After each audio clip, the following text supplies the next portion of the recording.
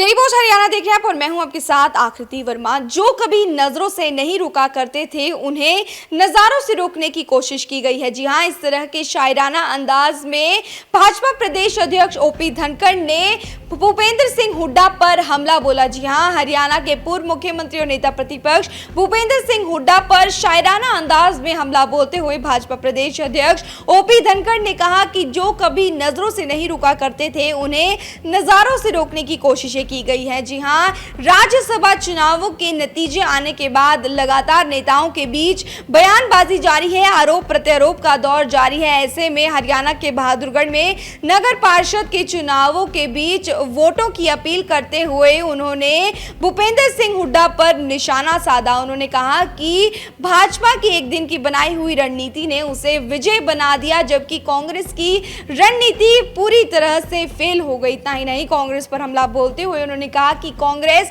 पूरी तरह से ऊपर तक कमजोर हो गई है। इतना ही नहीं, उन्होंने भूपेंद्र सिंह हुड्डा, जी हां, कांग्रेस नेता भूपेंद्र सिंह हुड्डा पर निशाना साधते हुए कहा कि भूपेंद्र सिंह हुड्डा पुत्र मोह में गलत फैसले ले रहे हैं। बता दें कि हरियाणा के बहादुरगढ़ में नगर पार्षद चुनावों के मैदान में उतरी सरोज बाला के लिए भाजपा प्रदेश अध्यक्ष ओपी धनखड़ वोटों की अपील करने के लिए आए। वहीं इस मौके पर उन्होंने जमकर कांग्रेस पर निशाना साधा। पड़ेगा कि यहाँ तो बहादुरगढ़ में तो नगर परिषद जो है कांग्रेस के हाथ में थी, तो यहाँ तो बदलाव बड़ा भारी ज़रूरी है। और बाकी स्थानों पर भी जहाँ हमने पहले अच्छा काम किया है, तो आप देख रहे हैं कि 37.5 साल बाद दोबारा बीजेपी बनाई यूपी वालों ने। गुजरात वाले तो लगातार बनाते आ रहे हैं।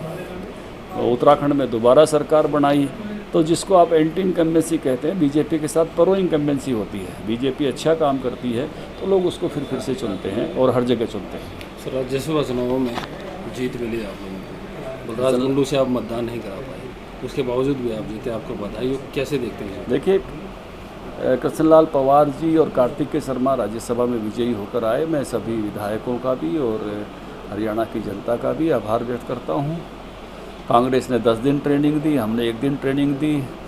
जो कभी नज़रों से रुका करते थे उनको हुड्डा साहब नज़ारों से रोकने की कोशिश कर रहे थे, लेकिन फिर भी रुके नहीं। फिर भी कुछ लोग जो है वो पार गए और उसके कारण से भाजपा के लोगों को लाभ मिला, कार्तिकेय शर्मा को भी लाभ मिला। तो इस नाते से मैंने विधायकों का आभार व्यक्त किया। जो आत्मा की आवाज़ पर कुलदीप जी ने वोट डाला, मैंने उनकी प्रशंसा की।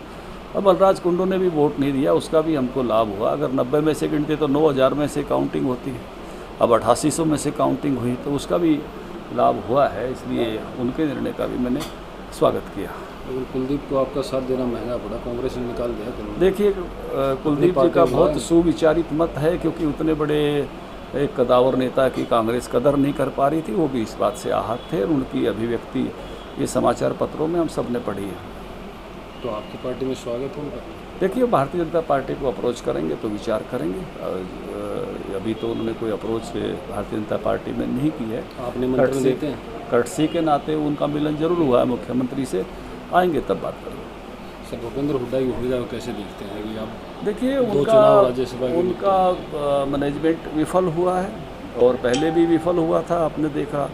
तो इसलिए कांग्रेस ऊपर से भी कमज़ोर हो रही है। और इस बारे में सबसे स्ट्रिक्ट टिप्पणी में अजय यादव की मानता हूँ। इसमें कहा कि भाई हुड्डा साहब केवल और केवल अपने पुत्र मोह में, अपने पुत्र की प्रमोशन के लिए लगे रहेंगे, तो कांग्रेस की ऐसी स्थिति उनके इन निर्णयों के कारण से हो रही है, उनके पुत्र मोह के कारण से हो रही है। देखिए, 34 निकाय पर हमने उम्मीदवार उतारे हैं। हमको लगता है जनता जनार्दन का आशीर्वाद हमको पर्याप्त रूप से मिलेगा, क्योंकि भारतीय जनता पार्टी, एक तो ये फैसला हमने लिया था अपनी पिछली टर्म में कि हम डायरेक्ट चुनाव कराएंगे, नहीं तो पार्षदों को घुमाना पड़ता था, कभी शिमला कभी गोवा। तो एक मैं कहूँगा कि छोटी सरकार के काम में हमने ये एक अच्छा फैसला लिया था, जिसके कारण से शहर के लोग तय करें कि शहर का चेयरमैन कौन हो। और जब ये फैसला लोगों के हाथ में आया तो लोग अच्छा फैसला करेंगे। हम ये बात कह रहे हैं कि भाई ट्रिपल इंजन सरकार का फ़ायदा होगा, क्योंकि जब ऊपर मोदी जी कोई फैसला 10 बजे करें, शाम को 4 बजे तक अगर अपने शहर में लागू हो जाए तो उसके कारण से चीज़ें बहुत तेज़ी से बढ़ती। मैंने खुद देखा इस बात को, जब कृषि मंत्री के नाते मैं काम देख रहा था, तो जिस दिन बीमा लागू किया केंद्र सरकार ने, उसी दिन हमने लागू कर दिया। तो उसके कारण से हरियाणा के किसानों को 8500 करोड़ रुपया मुआवजा मिला। अब जिन राज्यों ने लागू नहीं किया वहाँ उससे मिल ही नहीं सकता था। पड़ोस का पंजाब है, लटकते रहे मामले बहुत वर्षों तक। वैक्सीनेशन का आपने देखा, जो ही केंद्र ने शुरू किया हमने यहाँ शुरू किया, हमारे लोग जल्दी वैक्सीनेट हुए। कुछ राज्य हील हुज्जत करते रहे, आपने देखा कि ऐसी वैक्सीन है, वैसी वैक्सीन है, ये देखेंगे वो देखेंगे, फलां आ जाए। तो उस नाते से वहाँ थोड़ी देरी हुई, लेकिन फिर भी प्रधानमंत्री ने पूरे देश में 135 करोड़ लोगों को फ्री वैक्सीनेशन के साथ सुरक्षित किया।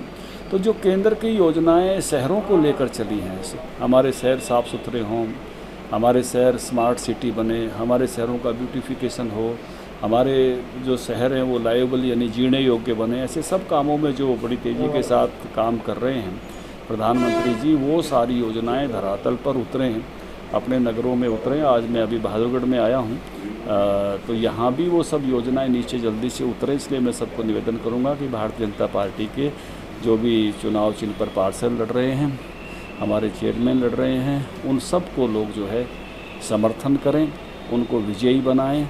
और इसी के लिए मैं आज यहाँ इस समय यहाँ हूँ।